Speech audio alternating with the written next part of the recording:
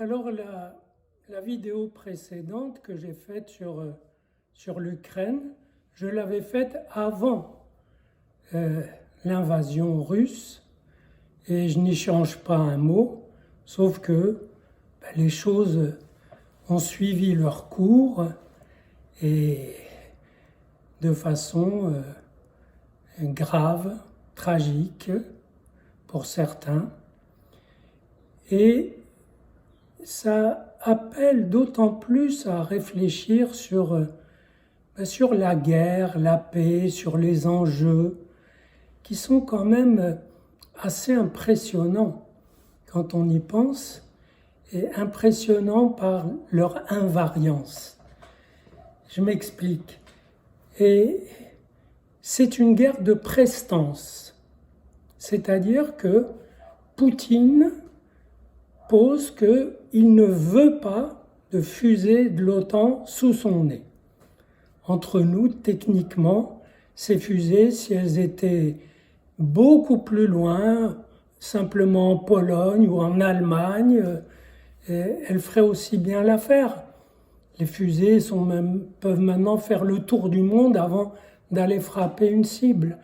Donc, c'est vraiment une façon de poser, voilà mon territoire, je veux une bande de sécurité qui a la largeur d'un pays et il se sentira plus souverain. Et curieusement, l'autre camp, l'Occident, les pays occidentaux, nombre de pays occidentaux, apparemment, ont mis leur point d'honneur à vouloir intégrer des pays comme l'Ukraine, la Biélorussie, dans le système de défense. Défense contre qui? Contre la Russie.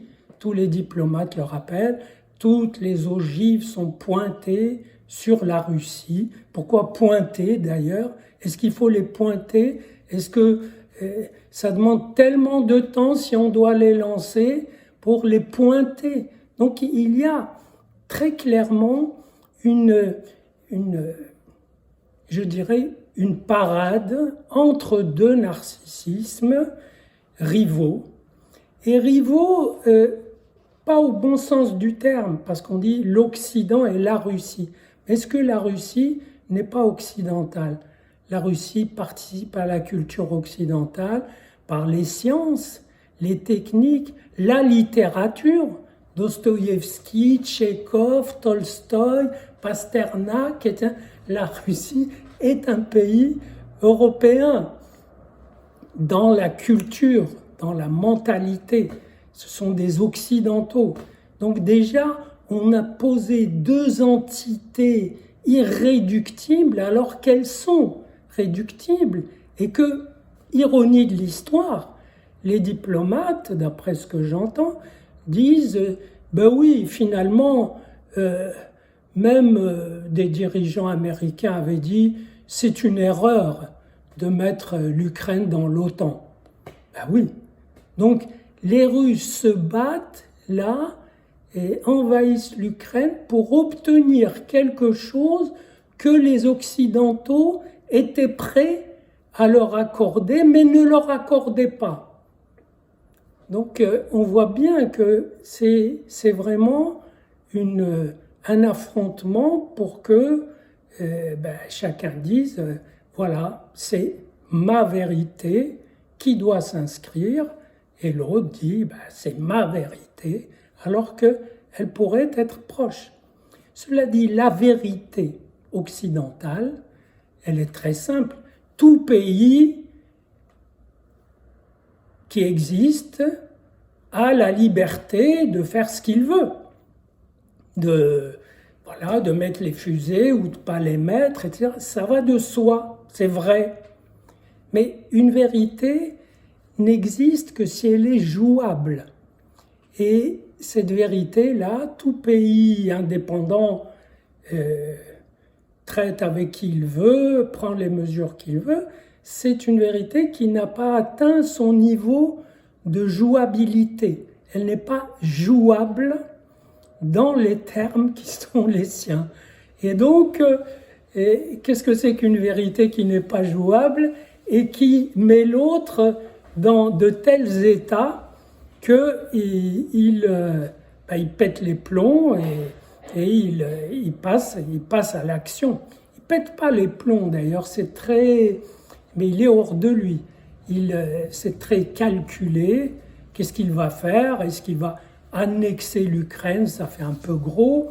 Et il donne lui-même raison aux Occidentaux, puisque en envahissant l'Ukraine, il prouve que l'Ukraine, pour se défendre, doit être dans l'OTAN. En même temps, il se donne raison à lui-même, puisque il attaque l'Ukraine avant qu'elle soit dans l'OTAN. Donc c'est une question de timing. En effet, les Occidentaux croyaient que le timing était celui des négociations tranquilles. Le monsieur, il attendait la fin des Jeux olympiques pour déclencher l'attaque et donc les prendre de vitesse, et ils se sont sentis humiliés. On peut les comprendre. Donc, guerre de prestance, d'affirmation narcissique, guerre identitaire, on pourrait le dire. Et quand on entend les réactions des Occidentaux, moi, ça me laisse un petit peu perplexe. J'ai entendu une déclaration où Macron dit que voilà, la guerre est chez nous, dans notre sol. Elle n'est pas chez nous, sauf que si on dit par amour que l'Ukraine c'est chez nous, très bien, mais ça ne coûte rien. Ça ne coûte strictement rien. Les réactions des Occidentaux, c'est de cliquer sur des claviers pour bloquer des comptes, etc., stopper des livraisons. Donc, ce n'est pas des réactions très, très engagées. Mais il dit, la seule solution, devant cette situation tragique, l'Europe n'a qu'une issue, c'est de devenir une puissance. Donc, nous comptons sur la puissance de l'Europe. Or, l'Europe, c'est son génie, c'est de rassembler des identités irréductibles et de les rassembler tellement qu'elle ne peut pas être puissante. Elle ne peut pas constituer une puissance autre que par des mesures économiques. Elle ne peut pas, on ne peut pas mettre une armée avec des Polonais, des Lituaniens, des Italiens, des Français, des Espagnols, des Irlandais, enfin bref. Et vous savez très bien que les décisions européennes se prennent à l'unanimité. Donc, en face, on a un vœu, le vœu que l'Europe devienne une grande puissance. Très bien, espérons, mais sachant que ça a toutes les chances de ne pas avoir lieu, et je dirais que c'est le charme de l'Europe. Le charme de l'Europe, c'est justement cette illusion de rassembler des entités irréductibles qui leur donne une certaine assurance, des commodités, les échanges d'étudiants, etc. Mais de là être une puissance. Cela dit, moi je suis sidéré quand même. On est dans une guerre, comme il y en avait au Moyen-Âge. J'émerge de Shakespeare, c'était des guerres comme ça. Et vous n'avez pas été d'accord, vous avez essayé de m'humilier, très bien, j'arrive et je vous envahis. C'est la même motivation entrechoc de deux narcissismes. C'est comme ça que j'ai défini la violence ultime. Le choc de deux narcissismes irréductibles. Et on est quand même dans une situation qu'on croit inédite, mais qui existe de tout temps, à savoir un pays se jette sur un autre parce qu'il l'a humilié et les autres regardent et sont réduits à l'impuissance. Personne ne fait rien et personne ne peut faire quoi que ce soit et ne peut rien faire. C'est stupéfiant, mais c'est la réalité. Et ça laisse penser qu'il y a encore beaucoup de travail à faire pour que des narcissismes irréductibles arrivent à un petit peu s'entendre.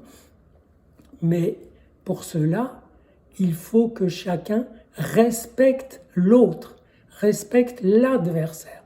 J'ai entendu une déclaration de Joe Biden qui dit « Je réduirai la Russie à un paria ».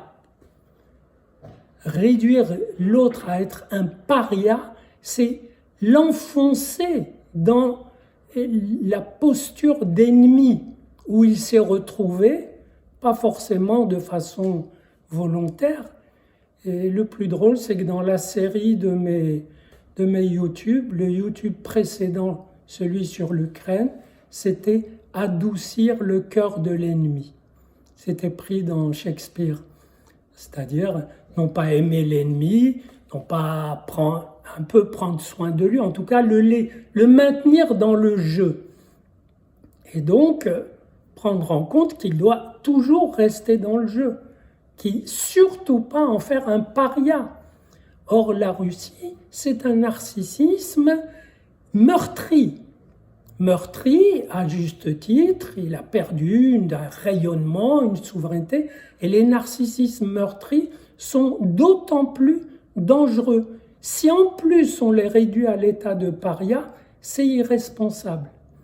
Donc, la construction d'un espace tiers de parole, et comme entre deux individus qui ne se supportent pas, est une nécessité.